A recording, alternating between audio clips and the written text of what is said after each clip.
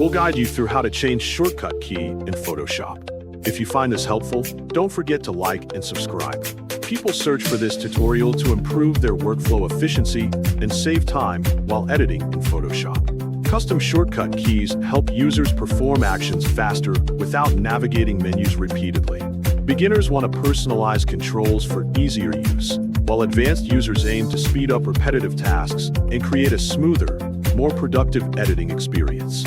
First, open Adobe Photoshop by clicking the Windows Start button and typing Adobe Photoshop in the search bar. Then click Open when it appears. Once Photoshop is open, go to the top menu bar and click Edit to access more settings. Scroll down the list and click Keyboard Shortcuts to open the customization window. The Keyboard Shortcuts and Menus window will appear, showing different categories of shortcuts that you can modify.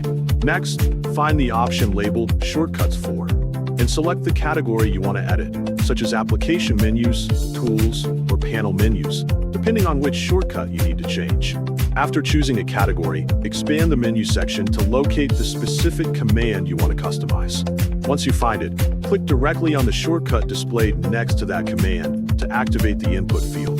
Then press the new key combination on your keyboard that you want to assign to that command. If the shortcut you entered is already in use, Photoshop will display a warning message indicating the conflict.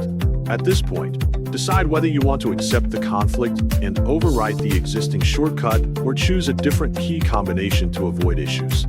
If you are satisfied with your choice, click Accept to confirm the new shortcut assignment.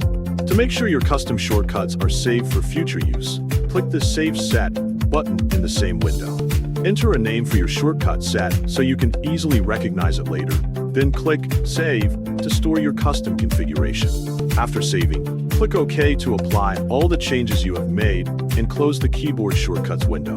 Now return to your workspace and test your new shortcut to ensure it works correctly and performs the intended action. If the shortcut does not work as expected or needs improvement, you can always go back to the Keyboard Shortcuts menu and adjust it again following the same steps.